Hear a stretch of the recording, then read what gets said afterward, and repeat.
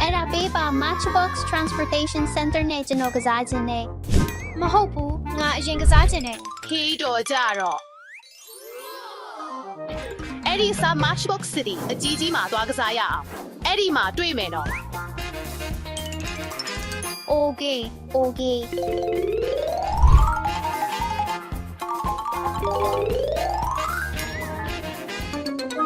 ငါအရင်တော့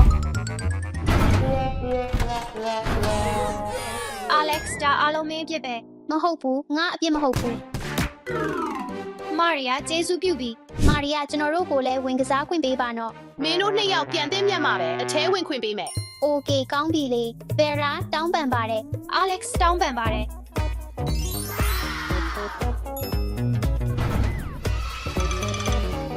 Matchbox City မှာကြိုဆိုပါတယ် Alex Vera မြေပြင်ပေါ်မှာရောရေပေါ်မှာရောလေထဲမှာပါစိတ်လှုပ်ရှားဖွယ်စွန့်စားခန်းတွေအတွက်အဆင်သင့်ဖြစ်ပြီလား ဝိုးမာရီယာကျွန်တော်အရန်စိတ်လှုပ်ရှားနေပြီ Transportation Center နဲ့ဆိုင်တဲ့စိန်ခေါ်မှုတချို့ကိုငါပြင်ဆင်ထားတဲ့မိတ်ဆွေမှုကျင်နာမှုနဲ့အဖွဲလိုက်မှုပေါင်းလှုပ်ဆောင်မှုအကြောင်းသင်ယူဖို့အဆင်သင့်ဖြစ်ပြီလား ရေးကျွန်တော်တို့အဆင်သင့်ဖြစ်ပါပြီ နောက်ပြီးဒီနေ့ mission တစ်ခုစီပြီးမြောက်တိုင်းတော့တစ်ချောင်းစီရနိုင်မယ်စွန့်စားခန်းအတွက်အဆင်သင့်ဖြစ်ပြီလား ကျမတို့အဖွဲ့ကအမြဲအဆင်သင့်ပဲ ကစားဖို့မစောင့်နိုင်တော့ဘူး ဒါကလက်တွေ့ကပါစွန့်စားခန်းတွေဖြစ်လို့ငါဘီးလဲလိုက်တိုင်းစိန်ခေါ်မှုရဲ့ခက်ခဲမှုအစစ်ပြောင်းသွားနိုင်တယ် Alex အဲ့ဒါကြလား ကြားတယ်စွန့်စားကန်းတွေကတော့မပြီးဆုံးဘူးနော်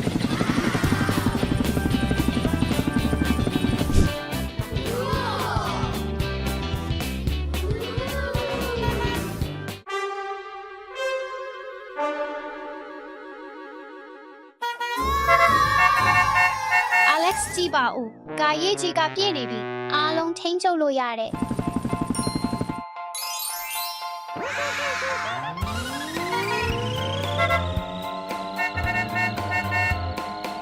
အပေါ်ထိတက်ဖို့တက်လေကသုံးလို့ရတယ်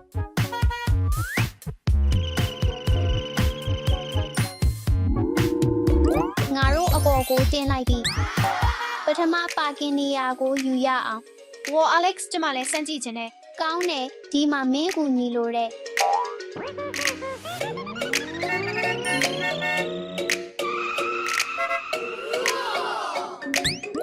အပေါ်ထိသွားရအောင်အပေါ်တဲရအောင် ပျော်ပျော်ပါးပါးကစားရအောင်ငင်းနဲ့လေးပြင် ဝိုး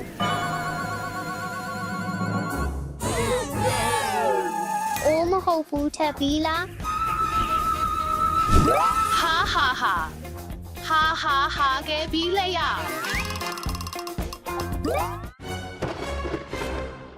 မိုးကြိုးမောင်တိုင်းလား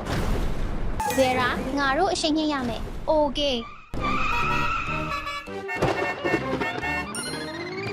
လောက်တာကောင်းတယ်ဗေရာ အခုတော့အများကြီးပိုကောင်းသွားပြီတော်တယ်မင်းတို့ရေဒီမှာမင်းတို့ရဲ့ပထမတော့ ပထမတော့ကိုထည့်ရအောင် မြင်းကလေးဖြစ်နေချိန်မှာ Alex နဲ့ Vera ကတတိနဲ့စာနာမှုကိုပြရမယ်တကားပွင့်ပေးပါကူညီပါဦး အဆင်ပြေသွားမှာပါတကားဖွင့်ရအောင် ကျေးဇူးတင်ပါတယ် ကားအလုံးကိုလွှတ်ထုတ်ရအောင် Alex အဲ့ဒါတွေကိုအောက်ချဖို့ကျမကိုကူညီပါ โอเคဗေရာ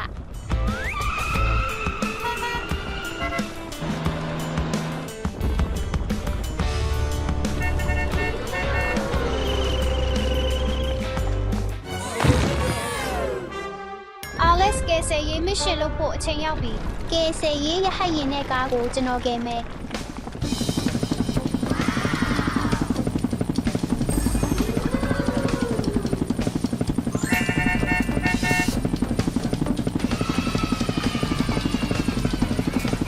ကဲဆယ်ရေး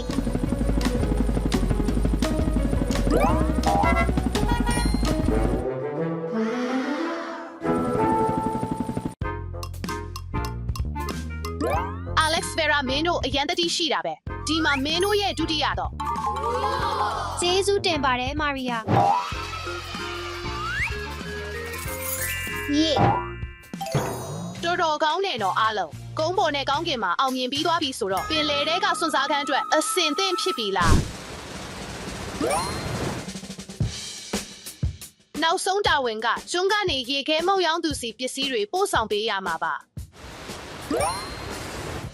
လွယ်လေးပါ ဝိုးငါတို့ပစ္စည်းချလို့ရတယ်အဲ့ဒါကိုပိုကြီးအောင်လဲလုပ်လို့ရတယ် ပို့ဆောင်တာမကြခင်ရောက်တော့မယ် ဟယ်လိုကျေးဇူးတင်ပါတယ် ငါတို့ကျွန်းကိုသွားရမယ်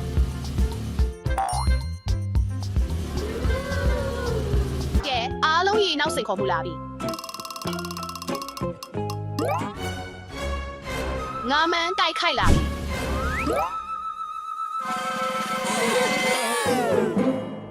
LS ငါးမန်းကိုတတိထား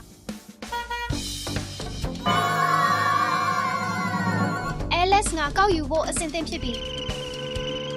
ပြန်သွားရမယ့်အချိန်ပဲ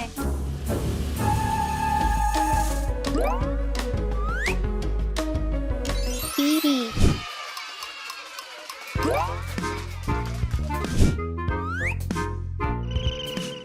ပို့ဆောင်မှုပါ အရန်ကျေးဇူးတင်ပါတယ်ဂုဏ်ယူပါတယ်နော်အားလုံးကောင်းကင်မှာကုန်းပေါ်မှာပင်လယ်ထဲမှာလုပ်ရတဲ့မစ်ရှင်အားလုံးကိုပြီးမြောက်သွားပြီ ဟာသူတို့ရဲ့ပို့ဆောင်ပစ္စည်းကိုခိုးလိုက်ရအောင်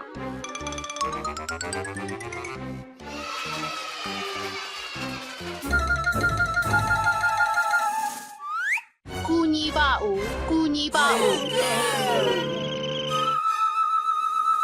သူ့ကိုငါထားရမယ်ဟေးမင်းရက်လိုက်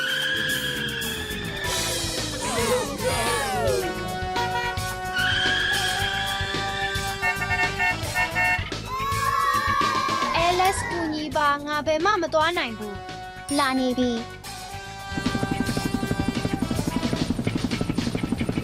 အဲ့ဒီနေရာမှာပဲရက်လိုက် ဖမ်းနိုင်ရင်ဖမ်းကြည့်လေဟာအိုးမဟုတ်ဘူး LS သူ့ကိုတားလိုက် အိုးဆူနာမီပဲ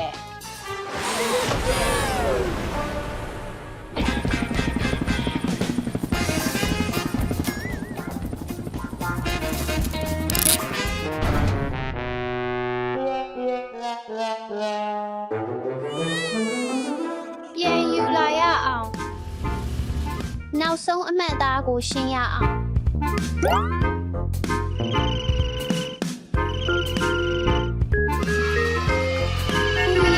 မင်းတို့ရဲ့ပို့ဆောင်ပစ္စည်းပြန်ရလာပြီ အရန်ကျေးဇူးတင်ပါတယ်တော်တယ်နော်အားလုံးဒီနေ့အားလုံးအရန်ကောင်းကောင်းလုပ်နိုင်ခဲ့တယ်ဒီမှာမင်းတို့ရဲ့တတိယတော့ပါ အိုးဟုတ်ပြီ ဒီနေ့မင်းတို့ကတကယ်အသင်းကောင်းတစ်သင်းဖြစ်လာပြီ ပြီးတော့နောက်ဆုံးတော့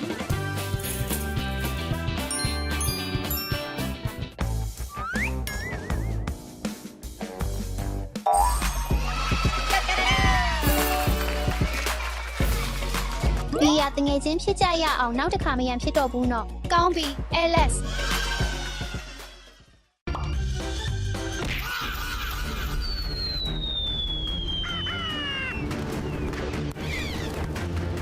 အိုးမလုပ်ပါနဲ့ LS စိတ်မပူပါနဲ့အဲ့ဒါကိုရှာကြရအောင် ဘယ်မှာရှိနိုင်မလဲ ထာရှာဘောလုံးကိုရှာတွေ့ပြီ LS ဟိုဘက်ကိုကြည့်ပါအိုးဝကာလာ သွားကြည့်ကြရအောင် အိုးဝလက်ချမ်းမကွင်းကားလို့ချင်တယ် ဟုတ်တယ်ဒါပေမဲ့အရန်ဟောင်းပြီးတန်ချေးတက်နေတယ် ဒီကားကိုပြုပြင်ပြီးတစ်တပံတက်သွင်းကြရအောင် ပြန်လည်ပြုပြင်ပြီးအသက်သွင်းကြရအောင်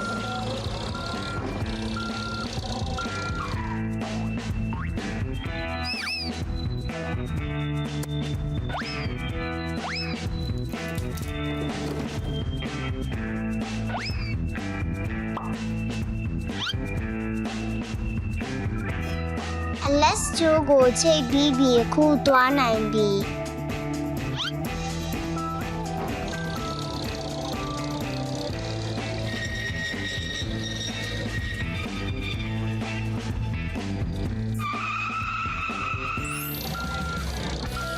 အဖွဲလိုက်လှုပ်ဆောင်မှုကောင်းတဲ့အခုကားကိုပြောင်းဖို့အချိန်ရောက်ပြီ ဟုတ်တယ်နောက်ချက်နည်းနဲ့နောက်သွားပါအဲ့ဒီလိုပဲဆက်သွားပါတက်တက်တက်အဲ့ဒါပဲ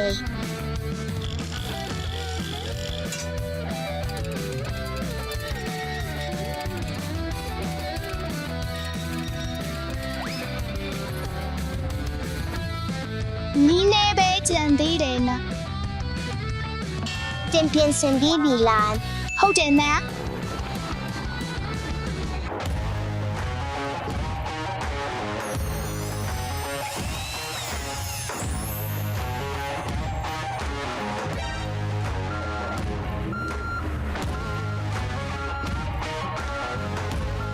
โอ้ดากะตะเกะရှေးဟောင်းဇလန်တပုတ်ပါ ဘယ်လိုလဲ ဒါပေမဲ့အရန်ဟောင်းနေပြီ ဒီကားကိုပြန်လဲပြုပြင်ချင်ပါတယ် ဟုတ်ကဲ့ဦးလေးကျွန်တော်တို့ကိုကူညီပေးနိုင်မလား အမှန်ပဲတစ်လို့ဖြစ်သွားပါလိမ့်မယ် ဒီကားကိုဆေးကြောဖို့အချိန်ရောက်ပြီ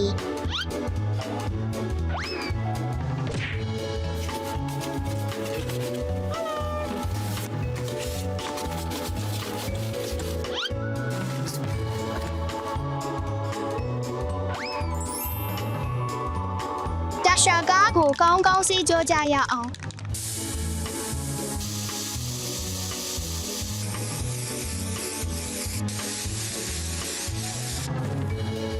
ကားကိုကောင်းကောင်းစေးကြဖို့အချိန်ရောက်ပြီ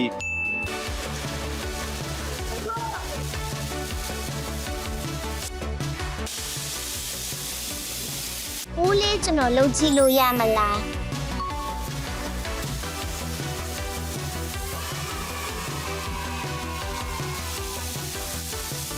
ကျွန်တော်တို့ပြီးပြီချင်းတဲ့နဲ့ကားကိုစေးကြပြီးပြီ အလက်စတစ်တဲ့ကားဝန်ဆောင်မှုလုပ်သားတွေလို့ပြောင်းဖို့အချိန်ရောက်ပြီအခုတော့စကားပြောနေပြီ ဒိုင်ရှာအလက်နောက်တစ်ခုမှာကားစိတ်ပိုင်းတွေကိုခွဲထုတ်ရမယ် โอเคဦးလေးလောက်ကြရအောင်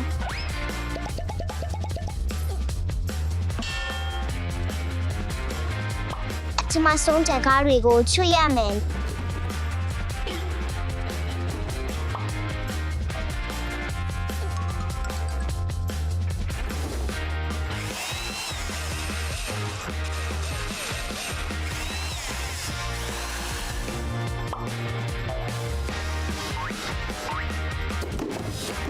အလက်စကားစေပိုင်းတွေကိုအောင်မြင်စွာခွဲထုတ်ပြီးပြီ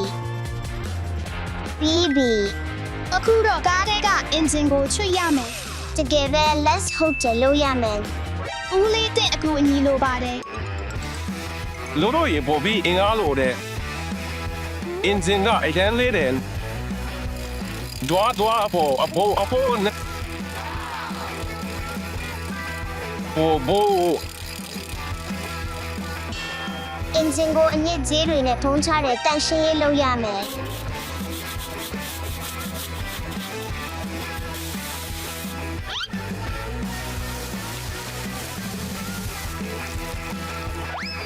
ဦးလေးအခုကောင်းကောင်းတော့ကြစို့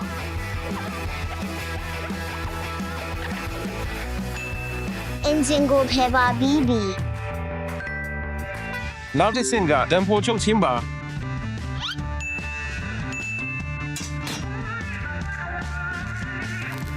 တန်ဖိုးချုပ်ချင်းကကစားစရာမဟုတ်ပါဘူးလူကြီးတွေကလုံးတင်ပါတယ်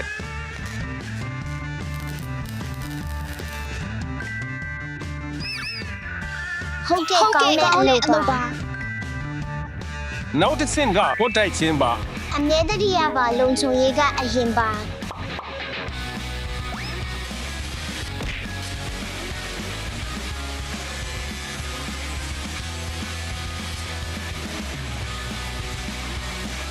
ပို့တိုက်ချင်းပြီးပါပြီ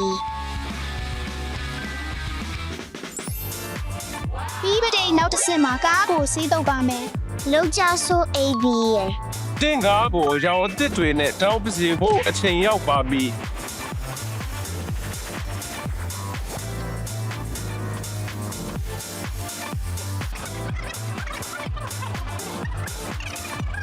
အခုအနည်းအောင်ကိုပြောင်းဖို့လိုအပ်ပါပြီ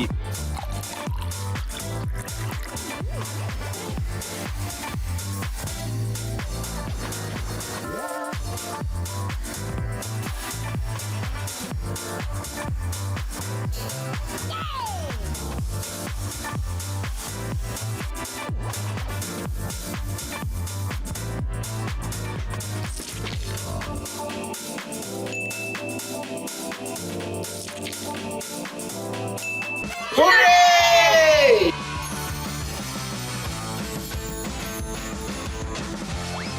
လွန်ကောင်းတဲ့အလုပ်ပါ ဘီးတွေကိုပြန်တက်ဖို့အချိန်ရောက်ပါပြီ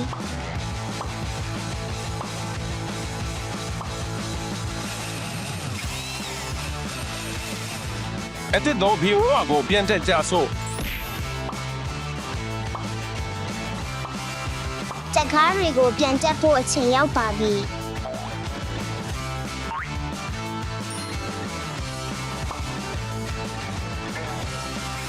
အဖွဲလိုက်လှုပ်ဆောင်မှုရန်ကောင်းပါတယ်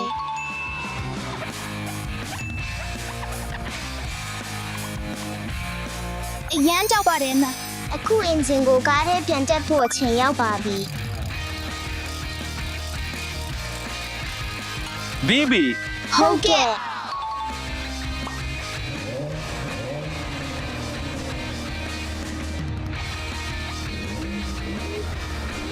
ငါကိုပြန်လဲပြုတ်ပြင်ပေးပြီးအစ်စ်တော်ဖွားပေးတဲ့အတွက်ကျေးဇူးတင်ပါတယ် ပြန်လည်ပြုတ်ပြင်ခြင်းကပျော်စရာနဲ့ဖန်တီးမှုနည်းလမ်းပါ ဟောင်းနေတဲ့အရာတစ်ခုကိုအသက်ပြန်ဝင်စေဖို့ပါ နေ့ကစားစရာတိုင်းကဒုတိယခွင့်ရရရှိတင်ပါတယ် ။နေ့တင်တို့ကအန်ဒါပွဲခီးစင်ကိုရရှိတင်ပါတယ်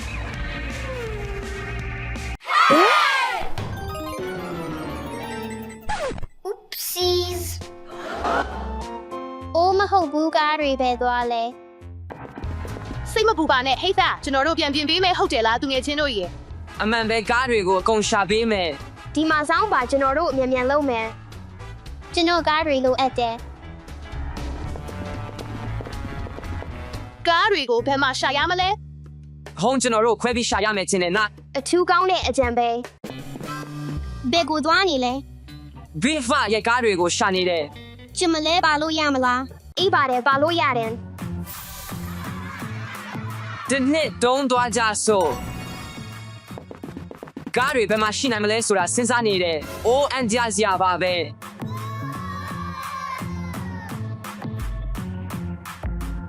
အိုးဒီဘဲလေးကတကယ်ချစ်စရာကောင်းတယ် ဟေးအဲ့ဒါလုံးမနေပါနဲ့ဒီမှာလာတာအဲ့ဒါမဟုတ်ဘူး ။အိုးဟုတ်တယ်လုံးဝမေ့သွားတယ်ကားတွေကိုရှာရမယ်ဒီရီကန်လေးတွေထဲမှာရှိနေနိုင်တယ်။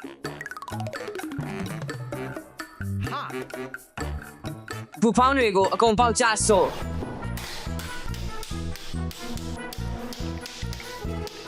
ဒီမှာကားမတွေ့ဘူးနောက်တစ်ခုကိုစစ်ကြဆို့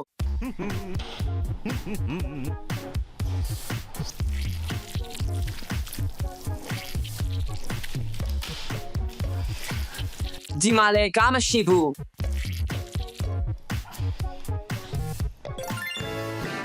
ဟုံးကားကဖြစ်တဲ့စပတ်ထဲမှာရှိနေလား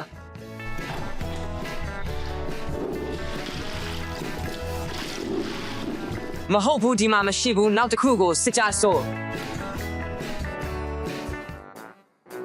ဒီဟာကအမြုပ်လားဒါမှမဟုတ်မဟုတ်စိတ်ရခင်လား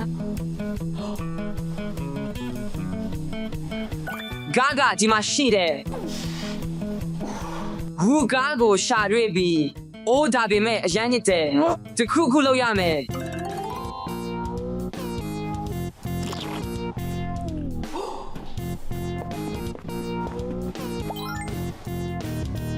ဟုတ်တယ်ဒီလိုလုပ်ရင်ရပြီ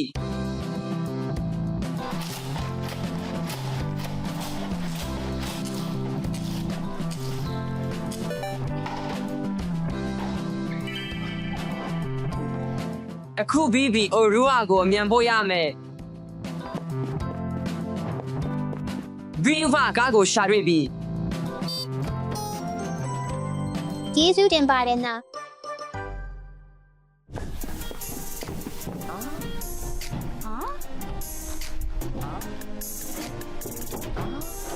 ကားတွေဘယ်မှာလဲ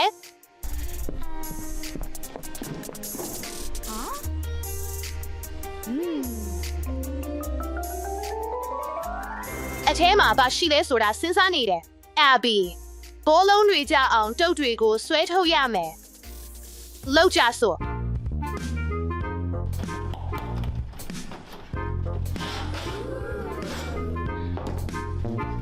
အလုပ်ဖြစ်တယ်နော်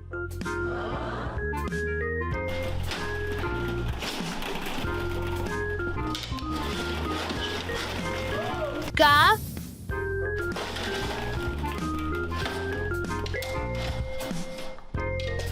နောက်ဆုံးတစ်ခု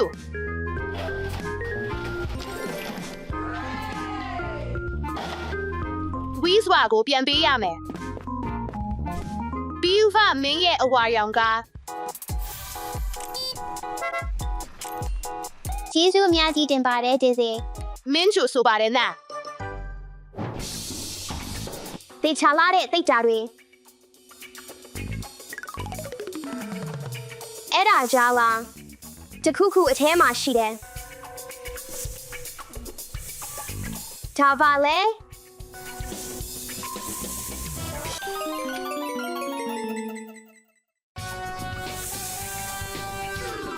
B-boy မျိုးရေအခုဒုတိယတစ်ခုဘာလဲ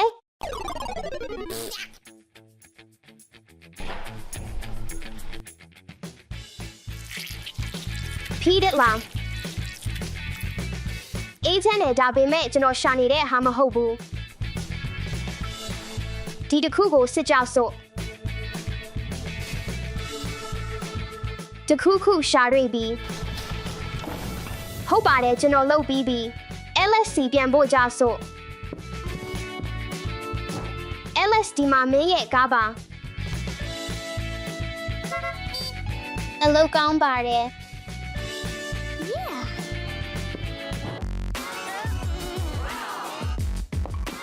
အဲ့ဒီကားကိုရှာဖို့လိုပါတယ်ဒီကန်တွေကိုစစ်ကြည့်ရအောင်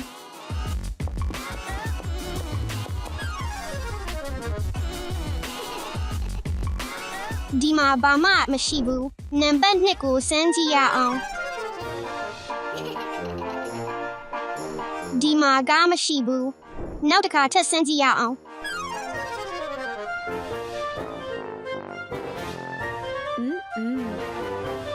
ဒီမှာကားမရှိဘူးအပြာရောင်ကိုစစ်ကြည့်ရအောင်โอเคစစ်ကြည့်ရအောင်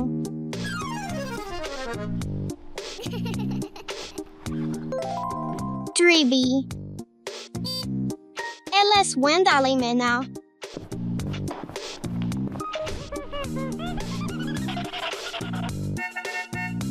ဟေးကားအားလုံးဒီမှာရှိနေပြီ